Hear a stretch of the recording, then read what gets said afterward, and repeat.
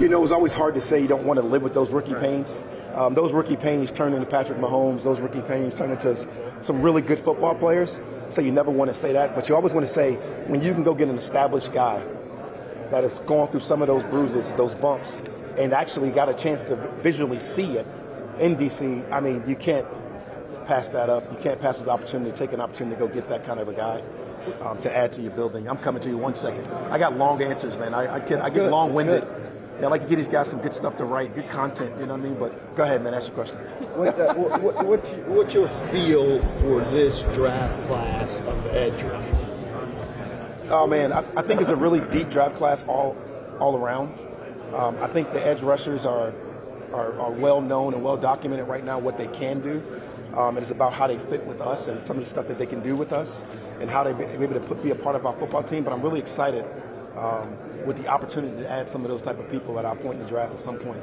And when that happens, you never know because you don't predict those things. But what you want to do is be prepared when you get to those buckets to have people in those spots that you feel really good about taking and adding to your football team so you can go out there and be productive with those guys. You see that, man? That was a nice, long, drawn-out answer for you. And nobody interrupted me. Well, I'm looking more league-specific, though, like that was a joke. Broadly. Do you think it's a deep class? You think it's I do. I think it's I think you got depth at all areas of the draft. I think you got players that can go out there and play, and really learned that last year with the Rams and our ability to find where we found B.Y., where we found Kobe Turner, some of those guys that can rush the passer. And that goes into different rounds. So you got first-round talent out there. You got second and third-round talent. You got the last day of the draft talent. And I think that provides you a lot of hope to be able to go out there and add to your football team in some of the areas of need that you may have. Raheem, obviously, Kirk said some things in his press conference that set off the tampering investigation. How do you guys answer that, and are you confident that you didn't tamper with him? You know, I'm really not allowed to really discuss it right now while it's under review. But, you know, I got a lot of confidence in our people that we did the right thing. And, you know, it is what it is. And it's some of those things that happen when you get excited, when you talk about those things. But, you know, we'll talk about those things at the appropriate time. Just right now, it's probably not that time. The decision to trade Desmond, did you initiate that or did he initiate that? You know, when we talked about Dez and we talked about what his role could be, you know, him potentially being that young person that can play with us as well. Right. So we had a vision for him. But you field calls from people all the time about different people, about potential trades and those things. Desmond was a great kid and did not come to us and demand a trade. He did not come to us and do anything like that. He was in working out, doing the things that he's supposed to do. The opportunity presented itself for him to get a new start. The opportunity presented for us to add speed to our room and do some things at our receivers part with a guy that I just got finished playing against for the last 4 years that drove me nuts. 3 years, excuse me. But I thought some of those things were the factors. And I thought Desmond went out with class and he was there with class every day. And I had no intent on throwing shots at Dez when I said we need to improve the quarterback play. You know, I didn't want to come back and have to defend that, but, you know, it is what it is. We needed to play better or I wouldn't be sitting in the seat.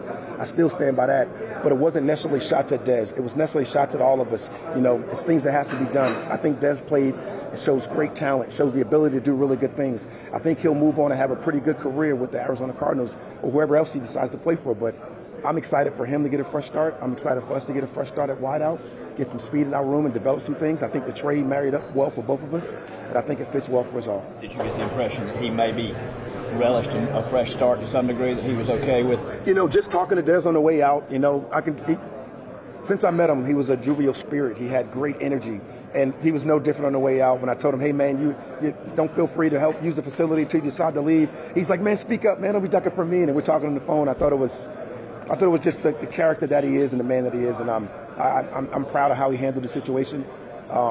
It's not always easy for a young fella and a young player, and he handled it like a champ. Talk about prioritizing speed with the receivers. I guess, can you walk me through the process of picking and choosing those guys to bring in and kind of evaluating marrying what the scouts have in their mind and what this new coaching staff had in their mind about rebuilding this position around Drake? You know, Tori, it's really funny because it's not really just my vision. It's not really just what we had here in place already. We're building a whole new Atlanta offense with Zach Robinson and all those people that I mentioned before. And I thought it was really important that we get threats on all three levels of the field. And Drake provides such a good threat from an underneath standpoint, from a high cross standpoint, from the stuff that he can really do, and he's done well throughout his career with the toughness that he displays. And I thought putting pieces around him, like the Moonies, like the Rondell Moores, and some of the guys that we're to bring in, and even some of the guys that we brought back that were already on our football team, I think those guys fit well within that room. And you got to add to their coach, Ike Hilliard, and some of his thoughts, some of his beliefs, and what he's done in the past, and how we've moved in all the places that we've been, whether it's been Tampa or D.C. or whether it's been L.A., wherever it's been, Atlanta, the first time I was here, all of those things have really been built. And I just got a vision for how that position looks. And I was lucky enough to be around Roddy and Julio Jones and Harry Douglas and keep going, Jan Hardy and all of those guys. You're talking about Taylor Gabriel. And you had different body types, you had different movement skills, and you want to be able to put all those guys in that room so you can really provide more opportunities for that quarterback to get those guys to football so you can be explosive. Raheem, when you're watching Moore and you're watching Mooney on tape, what kind of stands out about him? His separation. You know, when you're talking about Mooney, you're talking about an elite separator. You're talking about a guy with gas. You're talking about a guy that can run. You're talking about a guy that get the ball in his hand and make plays. You're talking about the kid, the character, knowing him from the draft when he came out, what he was and some of the stuff that he brought to the table when it comes to that. A highly competitive young man. He fired me up with the opportunity to be able to go out and get him. So I can talk about him all day and some of the stuff that you really love about him. But when you see the guy be able to stand up there at the X position and probably be an elite separator for you, win some of the one-on-one matchups, some of them 50-50 downs that he turns the other way for you, really fires me up having the opportunity to do that with him. When you look at that secondary, you guys have a lot of young faces there. What do you like about Clark Phillips and that whole, I guess, secondary room? I mean, you can talk about some of the young faces, but I don't know how you consider A.J. Terrell. Seeing him as a young face, being here when we drafted him, was really awesome for me. And then watching what he's developed into with some of those young guys, like you mentioned, Clark, and how he played on the outside last year, also having the ability to play inside, him and Alfred both. Alfred bringing some safety value, also some nickel value. You see those guys being flexible, and you really got to give their coach, Jerry Gray, and what he's done here since he's been here, a lot of credit for what they've been able to do with some of the movable parts.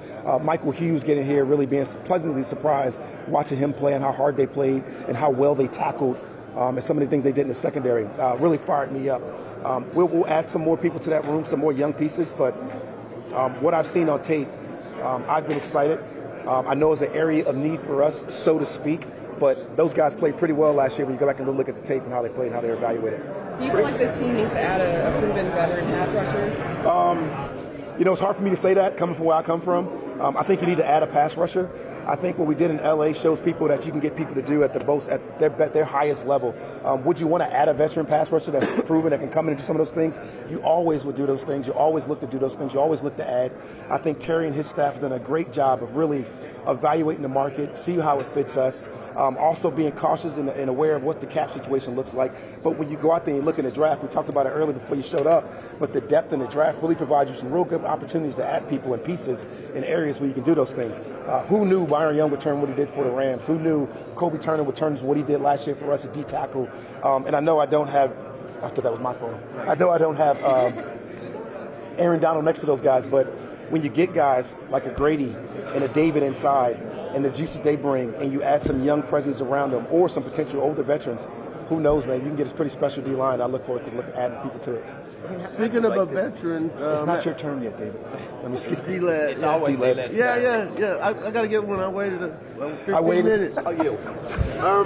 Hey, speaking of veteran pass rushers, have you all heard from Calais and his intentions? Or I did. I talked to Calais, and I'll let Calais tell you his thoughts when he talks to you, but I talked to him and told him what my vision was and talked to him a little bit about that and where it could potentially go. And I'll keep that, with no disrespect, I'll keep that conversation between me and him private, and I'll let him tell you what he's going to do. I don't know if he's made a formal announcement, a public announcement, anything like that. And that's always sensitive when you're talking about vets like that. But I look forward to getting a chance to sit in front of him because he is certainly impressive as it gets when it comes to football character. He's had as impressive as a career as you can have. He brings stuff that he can still bring to the game to us moving forward. And I look forward to discussing that in further detail with him at a further date. Or a later date, however you want to say that. Raheem, I want to ask you about the division as a whole. Just what you think the dynamic will be this fall. Obviously, to add Kirk there's a lot of attention to your team. The odds makers would have you guys as kind of the team to beat, and just how you embrace that. I don't think you really got to buy into that necessarily speak. I think it's more about the National Football League. You got to start there. It is a worst to first league. It's the best league you can potentially be a part of. I am fortunate to be sitting in these shoes, and I think every opportunity you have, you want to win.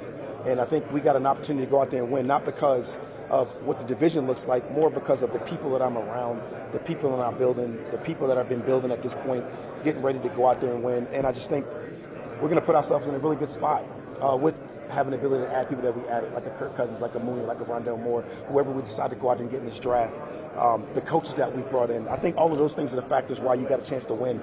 I don't think you look at the division that way. I remember everybody looked at the East, the East there a little while ago. We all thought, man, it was a bad division. And then you go back, you're like, oh my God, it's the best division in football. No different than what happened out west with us. And I look forward to that changing every single year in the National Football League. It just happens. I've been around too long to look at it that way. Fortunately, I'm not able to play the betting games and do some of the fantasy football things, but you never know, man. That's why it's the best league in football. Sure.